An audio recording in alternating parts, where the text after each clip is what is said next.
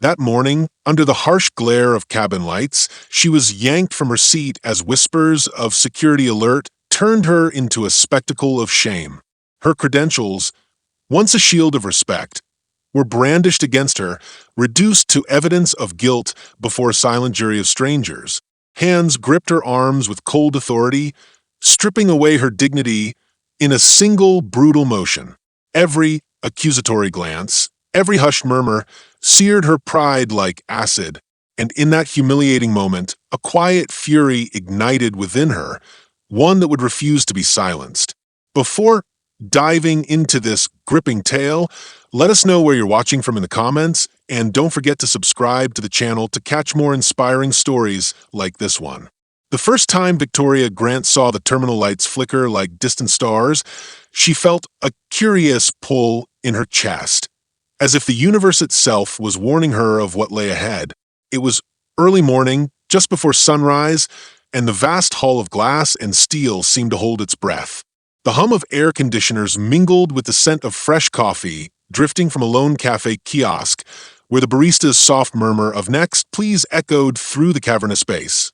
Victoria stood by the gate's window, her reflection superimposed on the empty tarmac beyond. She wore a tailored gray blazer over a crisp white blouse, her armor for the boardroom battles she'd fought for years. In her hand, she clutched her boarding pass, the edges already soft from her nervous fingers. Her dark curls were pinned back neatly, but stray wisps framed a face that was both strong and tired. Beneath her calm exterior, she carried the weight of expectations she'd long outgrown. An email notification chimed on her phone.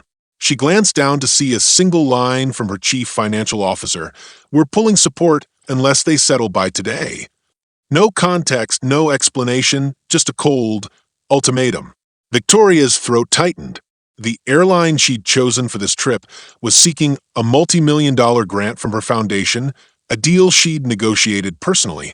She had promised to help them modernize their fleet, convinced that a cleaner, safer sky would serve everyone better.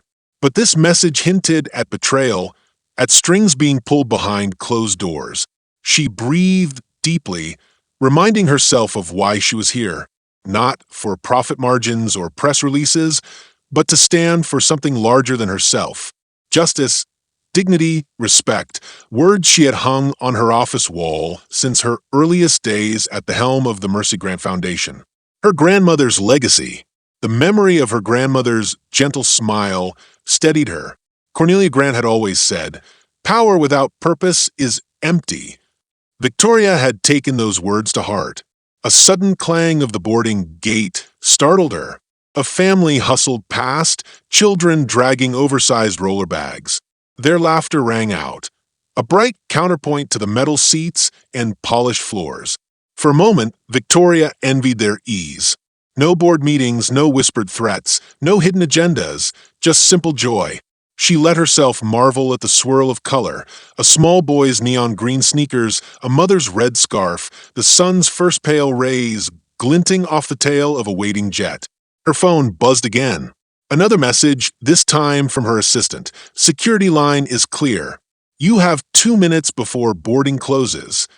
She slipped the phone into her bag and straightened her posture. Victoria's heels clicked sharply on the terrazzo as she moved toward the metal detector. Behind her, an elderly man fumbled with his ID card. Ahead, a business traveler tapped his foot impatiently. None knew who Victoria Grant was, just another passenger, eligible for standard scrutiny. She placed her purse and phone on the conveyor belt, removed her blazer, and walked through the scanner. The guard, a tall man with a weary face, waved her through without a word. She reclaimed her belongings and shrugged into her blazer, adjusting the lapel. The fluorescent lights above cast stark shadows, turning the lines on her forehead into ridges of fatigue and resolve. As she approached the jet bridge, the hush of the corridor swallowed her. Each step echoed, as though the building itself were listening. In the narrow passage, she found her place in a single file of travelers, their breaths forming little clouds in the cool, recycled air. She inhaled deeply, tasting a hint of jet fuel mixed with the faint tang of upholstery cleaner. Her heart beat faster, in time with the rapid announcements, boarding group by group, zone by zone.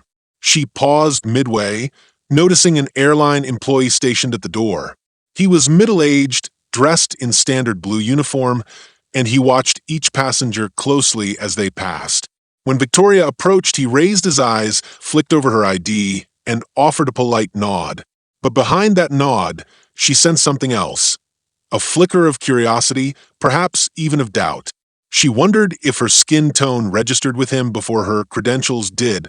A flash of anger burned inside her, but she tamped it down. Now was not the moment for confrontation. Reaching the cabin door, she felt the threshold of two worlds, one safe, predictable, and corporate, the other boundless, unpredictable, and free. She stepped inside, her suitcase rolling behind her with a soft click. The cabin was narrow, the air warm and scented with recycled coffee and upholstery fabric. Overhead bins yawned open like silent sentinels. A flight attendant smiled at her as she passed, too quick, too polite, as if she were auditioning for a performance. Victoria claimed her seat by the window. Through the porthole, the runway stretched like a metal ribbon, punctuated by sky-high pylons of light. Engines roared to life in the distance, and the plane trembled as it prepared to push back. The attendant came by to collect her boarding pass. Victoria handed it over, her pulse giving away nothing. Then, without a word, the attendant's lips pressed together in a thin line.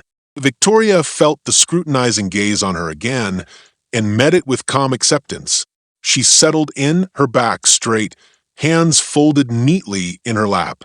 The world outside the window grew brighter as the sun crept over the horizon, painting the clouds gold and rose.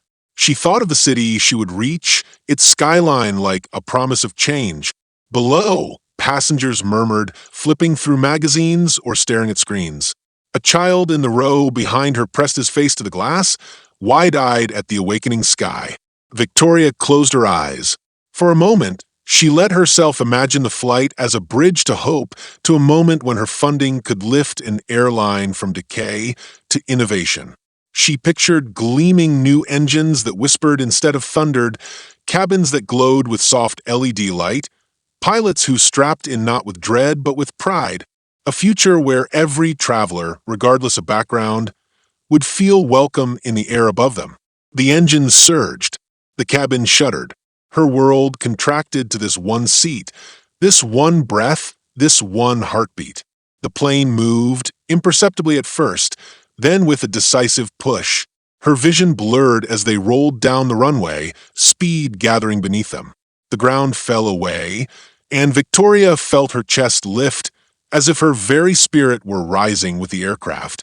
She opened her eyes to find the sky, vast and untamed, clearer than she had ever seen it. A hush fell over the cabin as the wheels left the tarmac. Victoria's grip on her armrest eased. Ahead lay horizons she had yet to chart and storms she would need to weather. But in that golden morning light, she felt alive with purpose and power. Unseen by anyone, she whispered a promise into the hum of the engines. "I will not be pushed aside." And somewhere behind closed doors, forces already conspired to test her resolve.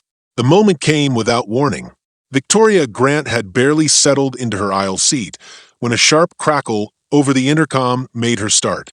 "Ladies and gentlemen," the voice of the flight attendant was oddly clipped, almost tremulous. "We apologize for the disruption, but can Ms. Grant please come back to the front of the cabin?" Victoria's heart stuttered. She checked her watch, 10 minutes into the flight. She rose, smoothing the crease in her blazer, and walked forward, each step bringing a chorus of startled glances. The aisle felt impossibly long, like walking through a corridor of whispers. She reached the flight attendant, a pale woman with tight lips. "Yes," Victoria asked, voice steady. "I need you to come with me," the attendant said, tone flat. "We have some questions about your documents." Victoria's chest tightened. "Documents?"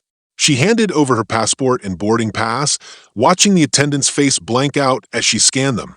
Then, as if rehearsed, the attendant pressed a button under the counter. A faint chime echoed. "Security will escort you off the plane." Time slowed. The terminal lights that had pulsed like distant stars now seemed cold and distant. Passengers craned their necks. The taller one, Officer Reed, offered her a stiff smile that didn't reach his eyes. "Ms. Grant," he said, voice low, "we need you to deplane. Please gather your things." Shock and indignation warred in Victoria's chest. She opened her mouth, but no words came. The second officer took a step forward. "We'll discuss this in the lobby. No trouble, please." She placed her carry-on into the bin and followed them. Every eye in the cabin trained on her retreating back. A child's whisper floated from behind. "Why is she leaving?" Her stomach clenched. She wanted to scream that she'd done nothing wrong. Instead, she walked with measured steps, as though auditioning for calm. Outside the cabin door, the jet bridge felt like a tunnel to judgment. Officers Reed and Carlson flanked her. Their radios crackled softly. Victoria's reflection shimmered in the metal walls, blazer neat, hair immaculate. But the woman in the mirror trembled with disbelief. In the small holding area at the end of the bridge, she was asked to sit on a plastic chair. The overhead light buzzed, flickering like a warning. Moments stretched into minutes. Her throat went dry as she waited, alone beneath that harsh bulb.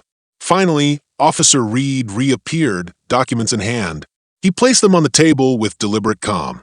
"Ms. Grant, we need to verify an irregularity," he said, sliding the papers toward her.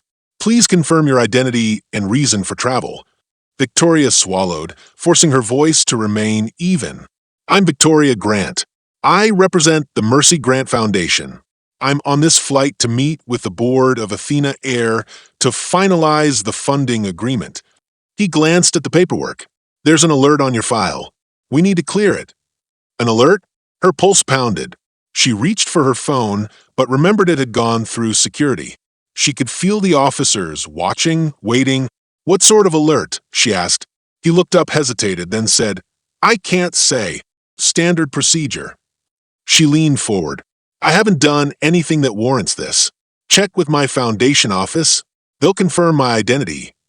Her words were calm, but inside she was roiling. He shook his head. "I'm afraid you'll need to step off the flight. We'll arrange another departure once this is resolved." Another departure. The words hit her like ice water. The timing was no accident. She closed her eyes, recalling the terse email from yesterday. "Pull support unless they settle by today." Now she understood. This was more than random scrutiny. This was sabotage. She opened her eyes to find Officer Reed studying her. "Is something wrong?" he asked, voice neutral. Victoria steadied herself. "You're wrong," she said quietly. "I'm here on business." There's no reason for this except someone deliberately set it in motion. She looked him in the eyes. "I'd like to speak with the captain, or the airline's security chief."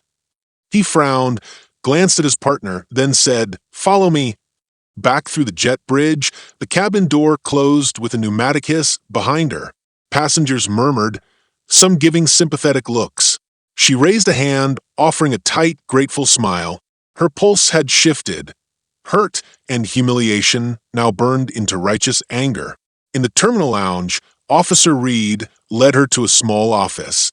A man in a crisp navy suit waited. His name tag read Ethan Cole, Senior Security. His gaze was unreadable. He nodded at the officers who left the room. Victoria stood, heart hammering. "Mr. Cole," she began, "I'm here to finalize a 10-figure investment for this airline. You've just pulled me off mid-flight without explanation.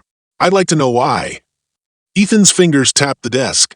He kept his expression impassive, then said, "Ms. Grant, I'm simply following protocol. There was a flag on your boarding pass." "A flag?" Victoria echoed. "Care to tell me which one?" He leaned back. "I can't disclose security procedures, but the matter is being reviewed. We'll have you on the next flight." She leaned forward, voice low and fierce. "You will not delay me. Lives and livelihoods depend on this agreement." Ethan regarded her for a long moment. Then he murmured, "I'll see what I can do." Alone again, Victoria's mind raced. The betrayal was laid bare. Someone had manipulated airline security to derail her mission. The betrayal cut deeper than any insult. This was personal. She clenched her fists, remembering her grandmother's words. Power without purpose is empty. She refused to be emptied. Outside the office window, dawn's first light crept over the runway. The world was waking. She drew in a steadying breath, her reflection in the glass showing a woman poised between outrage and resolve. Somewhere, hidden forces were at work. But Victoria Grant had never backed down from a challenge. And she would not begin now. She would uncover who orchestrated this, expose the motive, and turn their own game against them. Because if they thought they could humiliate her to protect their secrets, they had gravely underestimated her. And she intended to prove it. Victoria Grant stepped into the low-ceilinged conference room of the Athena Air headquarters, her heels clicking against the polished oak floor. She paused to gather herself, feeling the weight of every eye in the room. At the head of the long table sat Michael Davenport, the airline CEO, a tall man with a hawkish nose and restless hands. Beside him, Richard Lawson, the chief financial officer, rifled through a stack of papers as though searching for an escape hatch. Emma Clark, Victoria's assistant, hovered near the door, her brow creased in concern. "They want to start in 5, she whispered, handing Victoria a tablet. "They'll shut you out if you're late." Victoria offered a grateful smile and stepped to the table, setting the tablet before her. Michael rose and extended a hand. "Ms. Grant, thank you for coming." His voice was courteous but strained, as if each word cost him something. Victoria shook his hand, meeting his eyes. She sensed his tension, an itch beneath his composed exterior. Richard cleared his throat. "We've reviewed the preliminary terms," he said, folding his arms. "There are questions about projected returns, and our board is uneasy." He tapped a slide on his tablet. Graphs flickered on the wall. One bar tilted downward, an ominous decline. "We need stronger guarantees." Victoria pressed her lips together. She had anticipated this. "Guarantees come with partnership," she replied evenly. "My foundation invests in innovation, not in promises cast in stone. Athena Air's commitment to sustainable retrofits is the guarantee." Michael's hand curled into a fist under the table. He exhaled slowly and said, "The board wants numbers. They need certainty. If your foundation can't provide collateral," he hesitated, "we may have to consider other options." A flutter of anger rose in Victoria's chest. She recalled the iced-over indifference of Officer Reed when he'd escorted her off the plane. She knew, too, well, how easily power could be wielded against someone who dared to upset the status quo. "Collateral isn't the point," she said softly. "This is about leadership in an industry that has resisted change for decades." Richard exchanged a quick look with Michael, then studied Victoria's face. "Leadership," he repeated, voice neutral. "Indeed, but the board needs reassurance that our share prices won't plummet." Victoria's gaze drifted to the window behind them, where the sun glinted off the tarmac. She pictured the jets waiting to deliver passengers into a cleaner future. "I don't ask for blind faith," she said. "Look at the numbers: reduced fuel costs, lower maintenance, positive PR. Airlines that have modernized see up to a 20% efficiency gain within 2 years. She tapped her tablet. New charts appeared. "These projections are conservative." Emma exhaled beside her, a subtle release of relief. Michael leaned forward. "Your projections assume perfect conditions." His gaze sharpened. "What if fuel prices spike? What if the regulatory climate shifts?" Victoria's jaw tightened. She met his challenge head-on. "Then we adapt. That's what agility is for. If Athena Air can't pivot, then no amount of old-guard risk analysis will save it from obsolescence." Her heart hammered with conviction. "My foundation will cover overruns up to 5%, and we'll establish a joint oversight committee to manage variables. We share both the risks and the rewards." Silence filled the room. Michael and Richard exchanged a glance. Behind Victoria, Emma tapped a note into her tablet. Victoria felt a strange stirring, hope tinted with caution. Before Michael could respond, the door opened and Ethan Cole stepped in. Victoria's breath caught. He looked uncomfortable in a suit but determined. "Mr. Cole?" Michael said, surprised, "I wasn't aware you'd be joining." Ethan's gaze flicked to Victoria, then to Michael. I requested to sit in. There are security concerns. Richard was the first to recover. That's impossible. Our security is airtight. He looked at Michael, pleading, "We need clarity before proceeding." Ethan turned to Richard. "I'm not here to assign blame. I'm here to ensure your investors and your guests are safe. The data shows that someone with high-level access sent the alert. Someone on the inside." A murmur rose around the table. Emma's fingers froze above her tablet. Victoria leaned forward, voice low. "Then let's find out who and why." Michael ran a hand through his hair and sank back into his chair. "If that's true, it undermines everything." His gaze landed on Richard, cold and accusing. "You were the one who signed off on her flight plans, and you pulled the funding until today.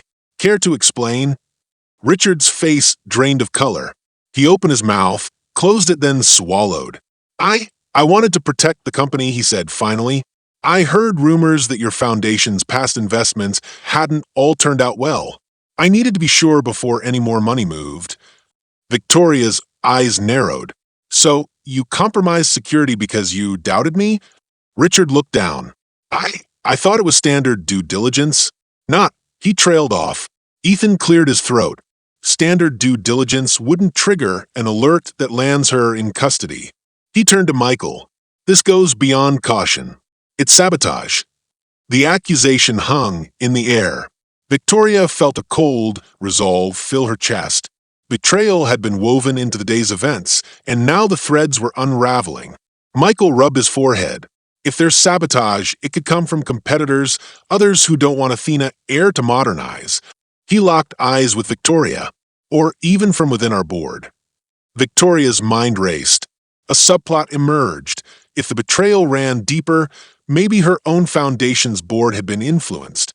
She recalled a late-night call from David Stewart, her board advisor, warning her about powerful backers in the oil industry. The thought pinned her with both fear and clarity. She closed her eyes briefly, gathering her thoughts. When she spoke, her voice was quiet but firm. "We'll need to audit every access point, from your boardroom servers to the foundation's internal logs. And we'll need to do it together." Michael exhaled and nodded slowly. "Agreed." Richard arranged for full IT collaboration. "Ethan leads security." "Ms. Grant, I apologize for how you were treated." Victoria met his gaze. She saw genuine regret there, but also the crack of urgency.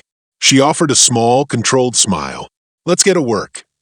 As the meeting dissolved into plans and assignments, Victoria felt the currents of alliance and betrayal twist around her. Emma summoned a digital whiteboard. Ethan began outlining security protocols. Richard opened a video call with the IT team. Victoria leaned back and watched them move, each person's vulnerability and motive laid bare. She knew that trust was fragile and that the heart of the conflict lay not in the skies, but in the rooms where power was brokered. The true test would be uncovering the traitor in their midst and proving that her vision for change was stronger than the hidden forces determined to stop it. Victoria Grant sat before the bank of monitors in Athena Air's makeshift war room, the glow of data feeds painting her face in harsh electric blues and greens. Around her, the security team and IT specialists leaned over keyboards, fingers flying hunting for answers. Every mouse click, every clack of keys felt like a heartbeat in the silence. At her side, Michael Davenport watched as lines of code scrolled by, each one a clue, each one a step closer to the truth. Emma Clark hovered by the door, anxious eyes darting between Victoria and the screens. Richard Lawson stood off to the side, arms crossed, jaw clenched so tightly his Adam's apple bobbed. Victoria inhaled slowly. They'd all agreed to this joint audit, but none of them knew what they would find. None of them, that is, except Ethan Cole. Ethan, troubled in his crisp Navy suit, hovered near the chief technician, pretending to study a log readout. He cleared his throat. "I found the security override here," he said, voice low. He gestured to a time-stamped entry in the audit trail. At 6:15 this morning, before the flight even left the gate, someone inserted a directive that flagged Ms. Grant's boarding pass. He tapped the screen. "The code module was signed with my credentials. Victoria's heart lurched. Emma gasped softly. Michael narrowed his eyes. Richard's face went pale. Ethan's gaze slid to the floor. The room held its breath. "No," Victoria said quietly. "That can't be right." She leaned forward, peering at the module's signature. "Ethan, you're saying your account." Ethan straightened, voice firm but eyes avoiding hers. "It appears so, but I assure you I did not initiate it." Michael's fists clenched on the table. "Your credentials are on the log.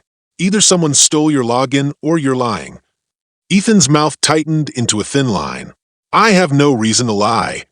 He glanced at Richard as though looking for support. Richard turned away, silent. Victoria's pulse pounded. A cold, not formed in her stomach.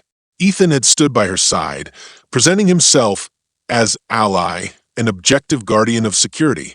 She believed him. Now that trust lay in rubble. "Who else could have accessed your account?" she asked, voice steady but fierce. Ethan swallowed. "My account has two-factor authentication tied to my personal device." He hesitated. "Unless someone got into my phone, my company-issued phone, I mean." Emma snapped her fingers. "What about the security cameras on the gate? We can check for unauthorized access." She moved to another station, fingers dancing, pulling up video feeds from early this morning. The feed showed a lone figure approaching the terminal security console at 6:10 a.m., tall, broad-shouldered, dark hair cropped close. He wore civilian clothing. The flight attendants and gate crew passed oblivious as he swiped a card and typed furiously. The camera angle was grainy, but the silhouette was unmistakable. "Ethan," Victoria said softly, throat tight. "That's you, isn't it?" Ethan's jaw trembled. He turned away, gaze fixed on the wall. "It's not what you think." Richard stepped forward, voice low and dangerous. "It looks exactly like him." Victoria swallowed. She felt her world shift beneath her. The man who'd offered her a steady hand, who'd assured her this was just procedural, was the one who'd sabotaged her. But why? Emma's screen chimed. "I've cross-referenced the badge swipe. The ID used to access the system matches Ethan's employee number." She exhaled. No sign of cloning or duplication. Silence pressed in. Victoria's mind raced through every moment she'd shared with Ethan. His calm professionalism in the conference room, his quiet apology for the delay, the genuine concern she'd seen flicker in his eyes. It had all been an act. She squared her shoulders and turned to him. "Why? Why would you trap me on that flight? Why would you risk Athena Air's own board by creating this scandal?" Ethan's shoulders sagged. He closed his eyes. When he spoke, his voice was raw. "I did it to protect you." Victoria's breath caught. "Protect me? From what?" He looked at her, shame and desperation battling on his face. "From yourself." He ran a hand through his hair. "I've been involved with someone who stands to lose everything if this deal goes through." Victoria felt a freeze settle in her bones. "Who?" she whispered. He hesitated. "I can't say." Michael stepped forward, eyes blazing. "You put personal interests above the company, above our deal. That's betrayal." His voice shook with anger. Ethan looked at Michael, then at Victoria. "Fine, but know this. The deal you're pushing will ruin people. People whose livelihoods depend on oil. My family included." At that, Emma's face paled. Richard backed away. The room blurred. Victoria closed her eyes, images swirling. The sleek jets she'd envisioned, the towns that would gain jobs rebuilding engines, the scientists developing cleaner fuels, all threatened by invisible forces fighting for old money. She opened her eyes, gaze fierce. "You sabotaged me to appease your family's ties to the oil industry. You compromised security, humiliated me, and jeopardized Athena Air." She paused. "And you expect me to believe you did it for love?" Ethan's gaze dropped. "Not love. Loyalty to my sister. She runs an energy conglomerate that funds major board members on both sides." Victoria's chest tightened with betrayal and sorrow. She felt exposed, vulnerable, as though each betrayal had been a knife twisting deeper. She realized the true labyrinth she faced was woven from loyalties and secrets she could barely begin to untangle. She took a steadying breath. "You made your choice. and now we'll make ours. She turned to Michael. The path ahead was darker than she had imagined, littered with betrayals, divided loyalties, and hidden agendas. But now she knew the contours of the battlefield. She would navigate it, expose the voices that whispered in the halls of power, and prove that change could only come when the air itself was cleared of secrets. And with that resolve burning bright in her chest, she turned back to the monitors, ready to chase down the next betrayal wherever it lay hidden. The glow of monitors washed over Victoria as the team worked late into the night, each keystroke echoing in the cavernous security room. Ethan's access had been sealed, but the audit revealed a fresh anomaly. Someone had used Emma Clark's credentials to probe deeper into Athena Air's financial forecasts. Lines of code showed a remote login at 2:47 a.m., long after Emma had gone home. Richard Lawson frowned at the screen. "She never works that late," he muttered. Emma's eyes widened. I was home by then," she stammered, cheeks flushing. Victoria's pulse quickened. The breach meant the sabotage ran deeper than she'd imagined, and now her trusted assistant might be unwittingly complicit. Victoria stepped back from the console, tension coiling in her chest. She believed in Emma, had counted on her loyalty, but the evidence was unmistakable. She forced herself to breathe, recalling Cornelia Grant's counsel, "When trust trembles, seek the truth with compassion." Victoria called the IT lead aside. "Can we trace the login's origin beyond the badge ID?" The technician nodded, fingers flying. Minutes later, the screen revealed a masked proxy IP bouncing through servers in 3 countries. The intrusion was designed to look like Emma, but the trail led elsewhere. Suspicion twisted like a knife. Someone wanted Emma to appear guilty. As dawn's first light seeped through the blackout curtains, Michael Davenport arrived, briefing Victoria in hushed tones. The board had demanded an emergency session at noon. "They want guarantees or they pull funding," he said, voice strained. Victoria felt her stomach drop. Every hour spent on security meant less time to persuade skeptical members. If she failed to close the deal by day's end, Athena Air would seek another investor, one uninterested in green technology. The weight of that possibility pressed on her lungs. She met Michael's gaze. "We can't let fear of betrayal derail us," she said, steel in her voice. "We move forward, but on our terms." By mid-morning, the airport's press liaison had leaked the story. Grant Foundation executive removed from flight over security alert. Smartphones buzzed in Victoria's hand as she scanned the headlines. Speculation spun into scandal. Opinion pieces questioned her integrity, some suggesting she'd engineered the incident for publicity. She felt the heat of 1,000 eyes burning into her. Emma hovered behind her, silent and uneasy. Victoria squared her shoulders. "I'll handle the press," she said softly. "Keep the audit running, and find out who's behind this second breach." Emma nodded, relief and guilt mingling on her face. The impromptu press conference convened in Athena Air's glass-walled atrium. Cameras glared like hungry beasts. Reporters leaned forward, pens poised. Victoria stepped to the podium, heart thudding.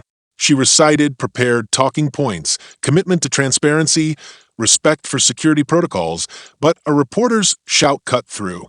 "Ms. Grant, were you targeted because of your race? Was this a racial profiling case?" The question hung like a thunderclap. Faces blurred, her lungs felt tight. She straightened, voice calm. "I can't speak to motives until our investigation concludes," she said evenly. "What I can say is that no one should be treated unfairly, and I trust Athena Air's leadership to find the truth." Flashes popped as she turned and walked away. Back in the war room, Emma approached Victoria with trembling resolve. "I checked my phone logs," she whispered, voice raw. "There was a text that morning, number blocked, threatening my mother if I didn't help. They had pictures." Emma's hand shook. "I thought it was a prank.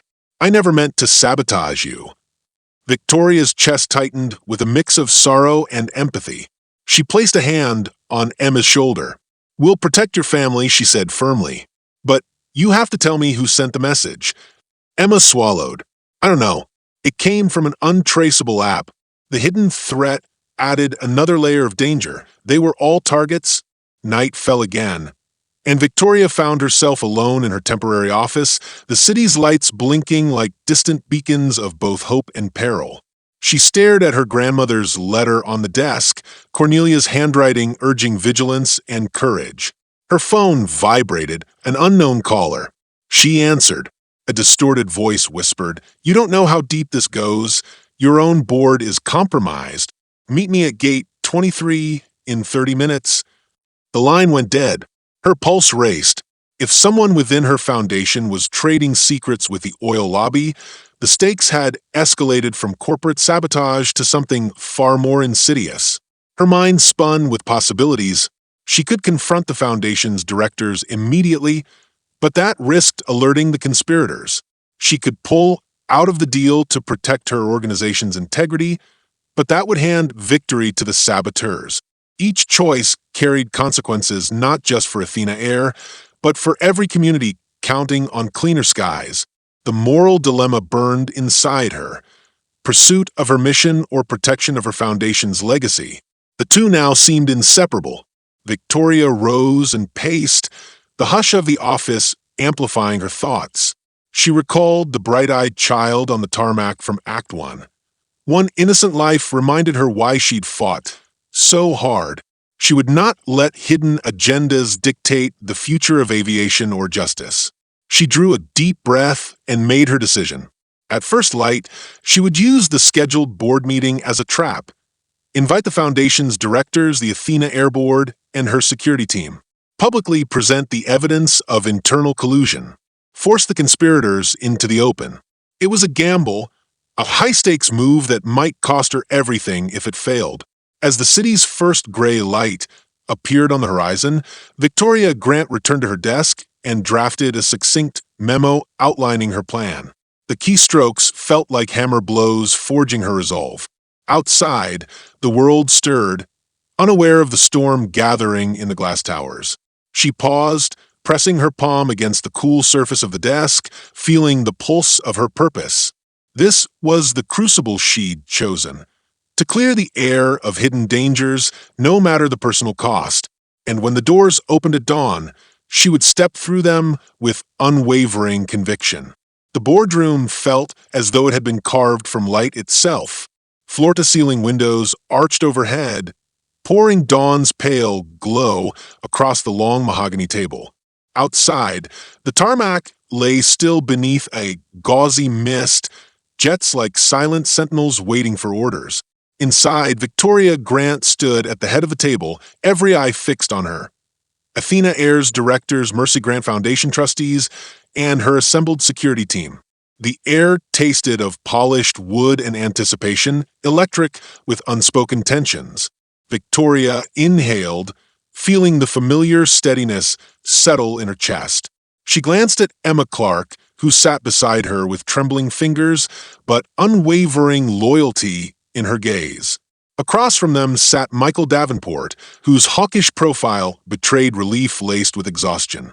Richard Lawson, pale and penitent, perched at the far end, while Ethan Cole hovered near the door, every muscle taut, and in the corner, almost hidden in shadow, was David Stewart, Victoria's own board advisor, hands folded as though in silent prayer. Without a word, Victoria tapped her tablet. The projection flickered to life on the wall behind her, grainy footage from the terminal camera. A tall figure swiped Ethan's badge, typed commands, then slipped back into the crowd. Side by side, another feed showed call logs from Emma's phone, anonymized numbers threatening her family. And beneath them, a live scrolling audit trail traced unauthorized financial queries on the foundation's end. The room exhaled in collective shock. Victoria's voice rang clear. "You see what happened. Security protocols overridden, personal threats issued, and our own logs manipulated." She turned to David Stewart. "Mr. Stewart, you were the one who alerted your oil industry contacts the night before our meeting, hoping to protect your investments." He shifted in his seat, lips pressed thin. I was concerned," he stammered. "I never imagined it would go this far." A murmur rose. Michael's jaw tightened. "You endangered everyone here, passengers, employees, and the future of his company. For what? To safeguard polluting profits. His voice cut through the tension. Emma cleared her throat and stepped forward, voice quivering. I'm sorry, Ms. Grant. I never wanted to betray you. When they threatened my mother, I panicked. She glanced at the foundation trustees. I should have come to you first. Victoria placed a reassuring hand on Emma's shoulder. You acted out of fear. But fear must never outweigh purpose. Suddenly, Ethan spoke, voice low but unwavering. Our security logs show attempts to erase financial data at exactly the moment Mr. Stewart's interests were threatened. This was coordinated. He pointed to a chart tracing money flows from an offshore account directly into two board members' private holdings. A collective gasp rose. The lights in the boardroom seemed to dim, shadows pooling at the corners. Victoria stepped closer to the projection. These funds were meant to undermine our partnership, destabilize Athena Air, so it could be bought cheaply by fossil fuel magnates. Her eyes burned with conviction, but they miscalculated. They didn't know who they were up against. The room fell silent, as though holding its breath. Then Michael rose slowly and extended his hand to Victoria. I apologize for doubting you, for letting ambition cloud my judgment. His gaze roamed the directors. I believe in this vision, Victoria, in cleaner skies, in fair profits, in a future we build together. One by one, the board members nodded, agreement rippling through the room. At that moment, the glass walls seemed to dissolve. The mist lifted outside, revealing a bright horizon. Jets taxied into position, awaiting orders to soar. Victoria imagined them carrying not just passengers, but the promise of innovation, change, and hope. She inhaled deeply and addressed the group one final time. Today, we choose integrity over influence, transparency over terror, and unity over division. We will move forward with our investment, but on these terms, open governance, shared oversight, and a commitment to social and environmental responsibility. Her words resonated like a clarion call. Slowly, the trustees of the Mercy Grant Foundation rose to their feet, followed by the Athena Air directors. Applause rippled through the chamber, tentative at first, then with growing strength. Victoria felt a rush of relief, gratitude, and an unexpected surge of joy. The hard lines of betrayal had given way to bridges of collaboration. After the meeting adjourned, Victoria lingered by the window, watching the sky bloom with sunlight. Emma joined her quietly, offering a cup of coffee. Neither spoke. Words felt small. Together, they gazed at the runway, where a gleaming jet prepared for takeoff. Victoria placed a hand on the cool glass. We did it, she whispered. Emma smiled, tears glinting. We did. Behind them, the boardroom carried on, voices rising in renewed strategy sessions. But Victoria's mind was already aloft, riding the currents of possibility.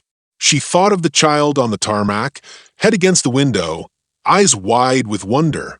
She thought of her grandmother's words echoing in her heart. Purpose gives power, its meaning. As the jet's engines roared to life, Victoria turned away from the window and stepped back into the light.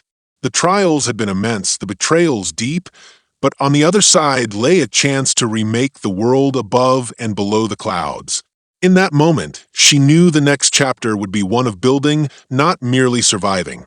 And somewhere on the horizon, sunlight kissed the wings of progress, heralding a new dawn for Athena Air, and for every soul daring enough to dream of a cleaner sky. The afternoon sun slanted through the office's glass walls, casting long golden bars across the conference table where Victoria Grant and Emma Clark sat with the remaining trustees. Outside, a jet taxied toward the runway, its engines a soft thrum in the background. The deal was done. Athena Air would receive the full $4 billion in funding, and the partnership would move forward under the new, transparent governance Victoria had insisted upon. Yet, in the quiet after the storm of accusations and revelations, a different kind of reckoning settled over her. Victoria leaned back, folding her hands in her lap. She thought of the faces she'd faced this morning. Michael's apology, Richard's remorse, even David Stewart's shaken confession. None of it had been easy. None of it had come without cost, but as the trustees finalized the last signatures, she felt a deep, settled calm. Change, she realized, was as much about hard conversations as it was about bright ideas. Emma cleared her throat. Ms. Grant, the first oversight committee meeting is set for Monday, and the retrofit plans for those older jets are scheduled to start next week. She smiled, just the hint of pride dancing in her eyes. We did it. Victoria offered her a gentle smile in return. We did it together. She paused, remembering how fragile their alliance had felt when Emma's credentials were misused and her mother's safety threatened. Now, sitting side by side, they were partners in rebuilding trust as well as engines. The room emptied one by one, directors heading to more meetings, security personnel returning to their posts. Victoria remained, staring out at the runway, where the jet she'd once been forced off was now climbing toward the clouds. She imagined the families on board, feeling her heart lift at the thought of passengers breathing cleaner air. It was a small victory in a vast, complicated world, but it felt deeply real. When Emma finally rose to leave, Victoria stopped her. "Stay for a moment," she said. They walked together to the large window overlooking the tarmac. Below them, ground crew moved like ants, fueling, inspecting, readying aircraft for service. Victoria closed her eyes. She felt the sunlight on her face, warm and reassuring. "I've been thinking," she began, voice soft, "about what we sacrificed to get here." She opened her eyes and looked at Emma. "I lost faith in people I trusted. I doubted the very foundation I built." Her hand brushed the cool glass. "It's painful to realize that even good intentions can be twisted by greed and fear." Emma nodded. "But your vision was stronger than their doubts. You held on to it." She clasped Victoria's shoulder. "That's why we're here now." Victoria inhaled deeply. "I wish I could say nothing like this will ever happen again. But I know better. Corruption hides in the brightest corners, waiting to pounce. We have to remain vigilant, both in the skies and in our own hearts." A long silence passed, filled only by the distant drone of a plane's descent. Then Emma said, "You'll make sure of that, and you'll teach others how to watch, too." Victoria smiled, a flicker of warmth lighting her face. She pictured training sessions, workshops with airline staff, even community forums where passengers could learn about environmental impact. The project would be more than a retrofit, it would be a movement. Later, alone in her temporary office, Victoria opened a leather-bound notebook her grandmother had given her, Cornelia's initials embossed in faded gold. She turned to a blank page and wrote, "Purpose with integrity is our compass." Underneath, she sketched 3 circles intersecting: innovation, accountability, community. Each would guide the foundation's work from this day on. Her phone buzzed with a message from Michael Davenport. "Flight 321 touches down in 10 minutes. Safe journey for all." She typed back a thumbs-up emoji and set the phone aside. In that moment, she realized the mechanical hum of aviation and the moral hum of human connection were one and the same. Both required constant care and calibrated balance. Victoria stood and walked to the window again. The jet neared its gate, its descent graceful against the fading sky. The boarding bridge extended like an outstretched hand. She thought of the first time she'd watched a plane land. Years ago, as a child, her grandmother by her side. Cornelia had whispered, "Every flight is a promise to carry dreams home." She remembered how those words had stirred something fierce and hopeful in her heart. Now, as the jet's tires kissed the tarmac and its doors opened, Victoria felt that promise anew. Not just for the passengers aboard, but for the world she was helping to shape. She knew that the path ahead would still have obstacles, hidden agendas, unexpected setbacks, new waves of resistance. But she also knew her own capacity for resilience and the strength of the alliances she had forged. She turned from the window, the sun's last light fading behind her. Tomorrow would bring technical reports, community outreach, fundraising rounds, and perhaps fresh challenges. Yet, in that calm evening hush, Victoria felt ready. She had faced down betrayal, stood firm in the face of intimidation, and won a victory that mattered far beyond balance sheets. She had proven that one person's unwavering purpose could bend even if she saw a woman renewed, eyes bright with determination, shoulders set with purpose, and a quiet confidence that came from knowing victory is sweetest when it's hard won and shared. And somewhere in the night sky above, jets carried their passengers toward homes, toward dreams, toward futures made brighter by the silent, persistent work of those who refuse to let the world stay the same. If you found this story powerful, make sure to hit that like button, share your thoughts in the comments below, and don't forget to subscribe to the channel for more videos like this. Your support helps us bring more important stories to light.